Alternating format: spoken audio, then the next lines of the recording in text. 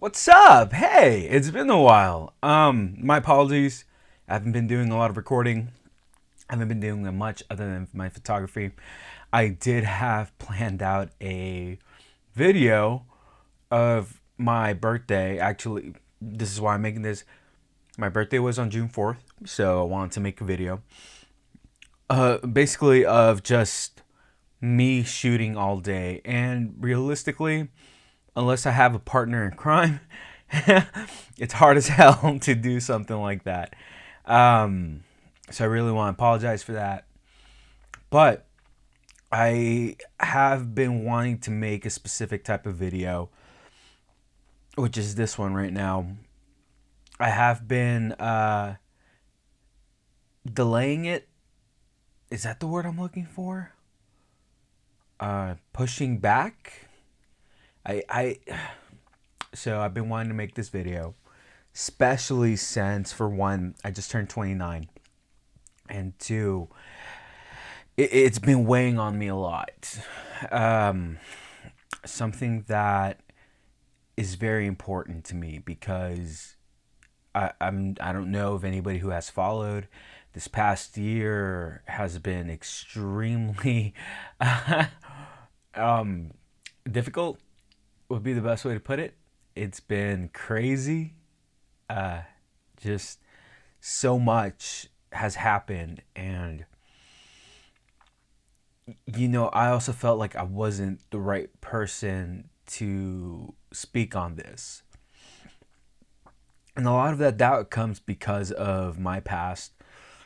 Me, who I used to be very conceited, very cocky, uh, a huge. I overstepped a lot of boundaries a lot of times, and sometimes, just I did a lot of bad things that I would consider bad things. But if video games have ever taught me anything, and specifically Persona, is that sometimes you have to accept yourself to move forward. And thankfully, I can say I did that a long time ago. But there's always that part of me that just talks to me, and says, you shouldn't do this. But I am, and I'm here, and I'm doing this. Um, you know, Especially 28, 10 years ago, I was 18. It just blows my mind how much I've done throughout those years. I mean, 10 years ago, I was 410 pounds. I lost 180 pounds 5 years later, like throughout that whole time. 23, 22, somewhere around there is when I like started solidifying that weight. And then I did so much. I had my first kiss when I was 22, 23, one of those two. I went on my first date, and that's how I got my first kiss. And I did stuff after that, and it's been a roller coaster of so much, of adventures and becoming the best version of me that I always wanted to be. And that is something I always said back then. It was something I always tried to embed in myself, where I just wanted to be the best Jesse or Jason that I wanted to be. And eventually that just evolved into me wanting to become a servant for people, and eventually evolving to me to learn when to be selfish and when it's good to just take care of your needs and wants before other people's, and molding so much of what people look down on, and in a sense making it into a superpower. you know I think I might come back to this in a year from now, but one of the things that I just want to leave and embed with people is, for one, overanalyzing. It's a superpower. It's something that I've always had my whole life. I used to overanalyze, overthink, and people would tell me stop overthinking stuff. And while I understand the sentiment, I think it's important to know how to, you know, hold and evolve and create that trait to be a great advantage for you, which was something that it was so hard for me to do because obviously, well, I don't know, obviously, I don't think a lot of people know my history unless you've really been with this channel for a very long time. For me, I always fantasized about dating these women and being, the playboy in the sense, and my mind would just create these fantasies for me to eventually be very emotional, because in my mind it didn't go great afterwards, and then I just overthought it. But the more I grew and the more I developed myself and who I am, I learned that it's good to prepare yourself for anything that could come. And in reality, it might not happen, and that's okay.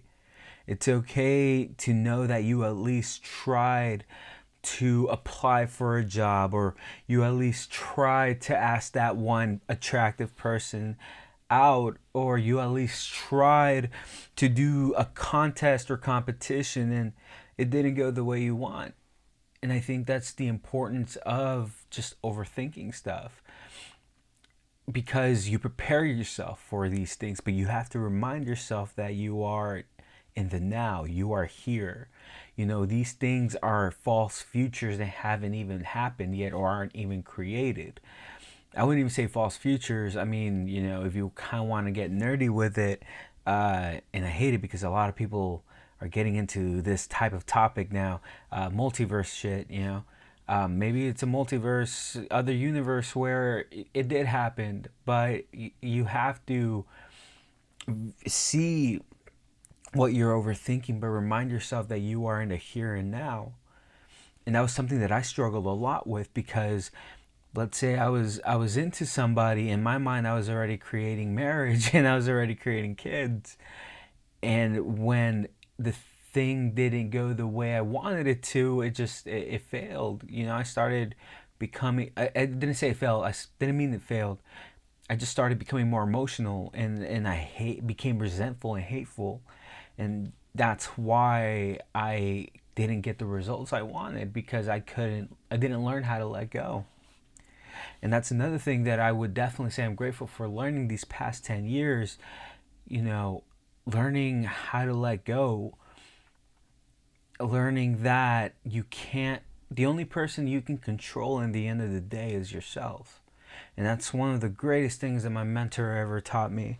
Uh, because you want, and mind you, I should have said this earlier. This is for the people who are feeling like this, who feel like things aren't going to get better. The quote unquote nerd, in a sense, even though that term doesn't even remotely mean what it used to mean 10 years ago. Uh, you got to learn to let go. It's okay if things didn't go the way you wanted it to. It's okay if, something just went horribly awry, because to move forward, now let me just interject real quick. To move forward, you have to learn how to let go, but it's okay temporarily to harness the energy and power that you feel because of the situation. Someone called you ugly, instead of lashing out, internalize it to an extent where you can, let's say, go to the gym and bring out that dark side, because that's how I lost my weight. Now, this might not work for everybody, but you have to learn to take in the energy and transfer it, or push it into something else. Like, it could be creativity. When my dad died, yeah, I was devastated. I was obviously heartbroken, but I allowed myself and that sadness to be embedded in my photography and in my videos. And that's, even though I haven't been recording as much, a lot of my sadness and my anger and my frustrations, I was able to push that energy into what I created in my photos. But now that it's almost been a year since my dad passed away, while I have created amazingness, I have evolved that grief into something entirely different, to the point where I understand now, the situation that happened. Yeah, I wish I would have made more with my dad, or would have been had more time with my dad, because we had all these things planned out. But I have to understand that now that that's not happening. That's not going to happen. I have to let go, and I had to let go. Same with a significant other. You wish that you had more time with them, or you told them you love them, or probably didn't say certain things. Internalize that energy and mold it into something where you can create beauty out of. Let it be having a new hobby or learning something new. It, and eventually you start just understanding that, yeah, things didn't go the way you wanted it to. It is what it is. So I would say that's an amazing lesson that I learned these past 10 years. Just learning to let go, learning that overanalyzing is a superpower that can be used for preparing yourself and being ready for any situation. Another thing that I'm so grateful for learning is how to use my emotions as a pro, not a con. A lot of people tend to feel that being emotional is a very bad thing. And I can definitely say that, yes, it can be. It definitely can. But it depends on you in the end of the day, if you allow yourself to let it be a disadvantage. I would consider myself a very emotional human being. I would consider myself to I'm the guy who will cry at the sappiest shit. Excuse my language. But it's because even though the story is not real, I can feel the emotion of whatever the writer was trying to convey. And a lot of people would say, well, you're an empath and all these things. I don't know enough to know about that, nor do I really care enough about it.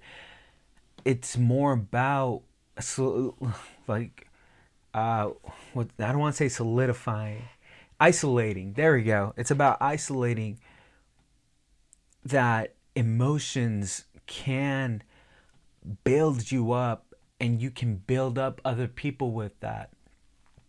Like, that's one of the things that I can respect a lot with these motivational speakers. One of the things that a lot of them tend to lack is that they don't have the emotion in what they're saying. They have the charisma, but they don't have the emotion. And that is a downfall in many aspects, because if you want people to be ready to understand that while shit's horrible right now, it's going to get better, you have to say something from the heart and be there for them from the heart. And that's one of the things that I've been learning now. Now that I'm 28, 29, with a team, that, yeah, in the end of the day, a job's a job, but let's make the most out of it. And what can we learn as human beings to become better and evolve better into, I guess, in a sense, who we're meant to be. And that was a lot of emotion in there, ain't it? It's it was hard for me. I always saw it as a weakness, especially when I did my pickup artistry days. I tried to destroy a lot of that feeling. like I try to be very cold. One of the things that I respected my sister for, and I admired, and I wish I had that back then, that she had, was she would be very cold when situations would happen. I wanted that. I yearned for that. I didn't want people to see me as this crybaby. I didn't want people to see me as this, what's it called? Head over heels. I forgot the word for it. Something lover. Sappy lover. I don't know. I forgot what that word was.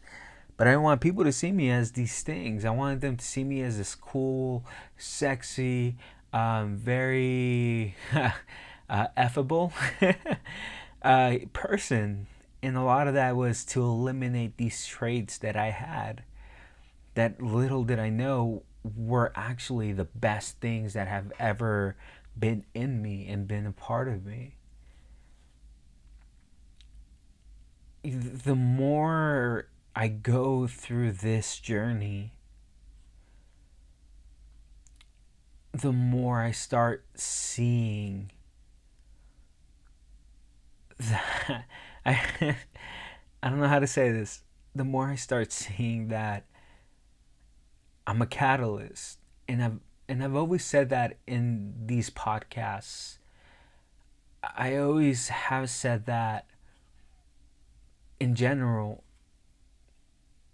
but I've come to a point where I love the misery that I'm in sometimes. I know myself well enough to know that, yeah, I am not your typical person, your typical human being. Um, I'm not your typical biological male. As weird as it sounds. And it might be a put off for a lot of people.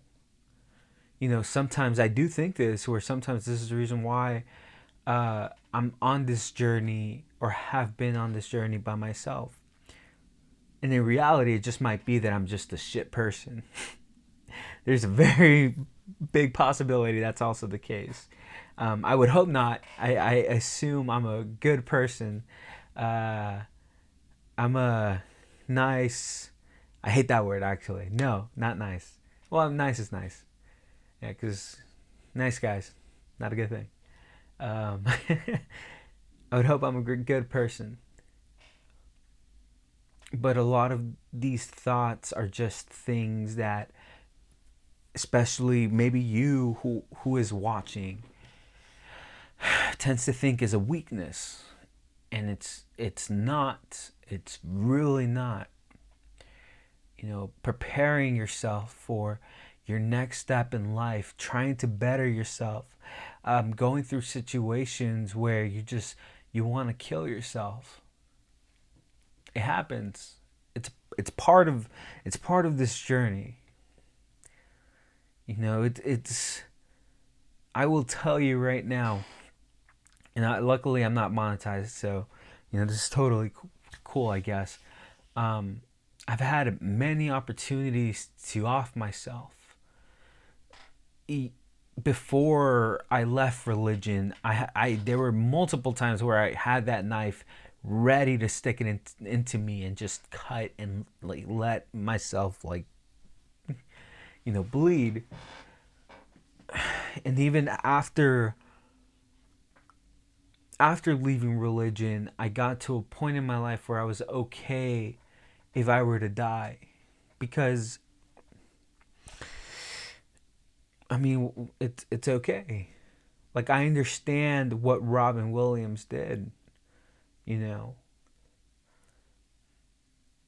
but because I know that there's so much more for me to do in this world. And that doesn't mean like I'm gonna create change or something. I know that I'm here to serve people. Let that be with my photography. albeit very adult photography, or let it be with videos that I create, or let it be with the conversations that I have with other human beings. You know, I can, if I choose to, off myself, but I know I have a lot to do. And that's why I'm here. And that's why I'm creating this video. Uh, Being at 29, the 10 years of just things that I've learned so far. And there's so much more that I've learned, and possibly I'll come back to it uh, in the near future. Well, probably when I turn 30. I don't know. We'll see. But I just want people to know that no matter your past, learn from it. Learn from your past, prepare for your future, but be in the now. Enjoy the moments that you currently have, because especially if you have friends and family that you're with, there are moments that you might never get again. I miss my nerds. Back when I was in college, I missed them. I miss my dad, even though we stopped talking for a few years. I miss my exes, even though I effed up a lot of the relationships, I would say. I miss a lot of things. But thankfully, I'm 29 and I still have a lot more of this journey. Hopefully. I would hope so. I still have a lot more experiences to create, and a lot more heartbreak to go through, and a lot more genuine connections and genuine love that I will be a part of. I have a lot more people to meet, and I'm excited. So especially with it being having been my birthday, you know, June 4th. This is being recorded on June 6th. I hope, and I'm sorry once again that I haven't been recording as much, but I hope to bring you along this journey. Especially with just having these conversations, this intimate conversation like this, because it's been a while. It's been a very long while since I've sat down and created something like this. And I have a few videos in my hard drive, and I just choose not to upload it because I'm a hot mess in a lot of them. But I got to a point in my life where I can confidently say I love who I am. I'm at a point in my life where I can confidently say I enjoy the moments.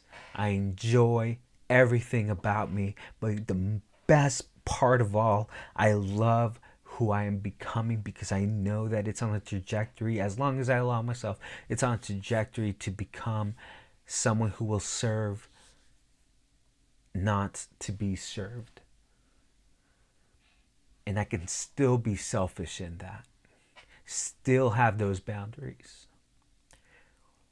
Actually, let me leave with that last thing. The most important thing that one of the most important things that I've learned these past 10 years is boundaries. It's hard. It's very hard, because different boundaries for different people. The things you say, the things you do will not be the same reaction with every single person. And I think it's important to understand that. I think it's also important to understand that there are fundamentally a lot of things, I keep saying that. There are a lot of statements, words, such that might be common knowledge. For example, telling somebody that they you just literally met on the spot, if they want to go on a date, that might not work for everybody. Oh, sneezing. That might not, unless you are a very attractive white person. Sorry, I had to put that in there. But yeah, um, boundaries have been a very big foundation to learn. And while I can't say, this is how you make boundaries, or this is how you create boundaries. It's very different for everybody. It fundamentally goes down to having that balance of learning how to be selfless and selfish. And that is the best way I can put it for you. For me, having been a nice guy, which, if you want to learn more about that, check out Dr. Donald Glover. Great book, No More Mr. Nice Guy. It was very hard for me to say no to certain things because I never had boundaries. And it wasn't until my best friend, it wasn't until my best friend, um, David, who has been on the podcast, asked me, "You don't have boundaries, do you?" I genuinely answered with, "I don't even know what that means." This is 2016, 2017, somewhere around there. I honestly didn't. And learning and failing and putting myself in bad situations that I created, slowly I molded and learned what boundaries, or what it truly means to have boundaries. To truly understand what to say yes and no to is to really understand the type of person you are becoming and will become. And once again, I can't tell you what are boundaries for you, or what aren't boundaries, or what shouldn't be boundaries. It's important to know that it is different for everybody, but there's a very fine line and a big balance that needs to be had. And it's a good question to ask yourself, especially with everything I have said. What are your boundaries? What are you open to saying yes to? And what are you comfortable with saying no to and communicating? That's another one. Communication. I won't keep this episode. It's not your conventional episode. I know. I didn't even put the intro for you guys. I just wanted something intimate with everybody. Kind of something to just let you know, hey, I'm still alive. I'm still here. Wanted to do something for my birthday, which once again I had planned to record on my birthday, and it just didn't work out. But I'm grateful to have the tools to be able to create something right now and share with y'all just some stuff, some random ass stuff that I've learned these past 10 years of being quote unquote an adult. Even like that, I don't even consider myself an adult still. Like, I still feel like I'm 19, 20, something like that. But I love it. I love this journey so much right now. All right. So with that being said, thank you so much for checking out this usually, less podcast recording. Short. That's the word I'm looking for. I'm tired, y'all. I'm sorry. I'm really tired. The short podcast, usually it's hours. But remember, we've done shit, we've been through shit, and we caused shit. That doesn't mean we can't change today to be somebody's catalyst for a better tomorrow. Take it easy, y'all.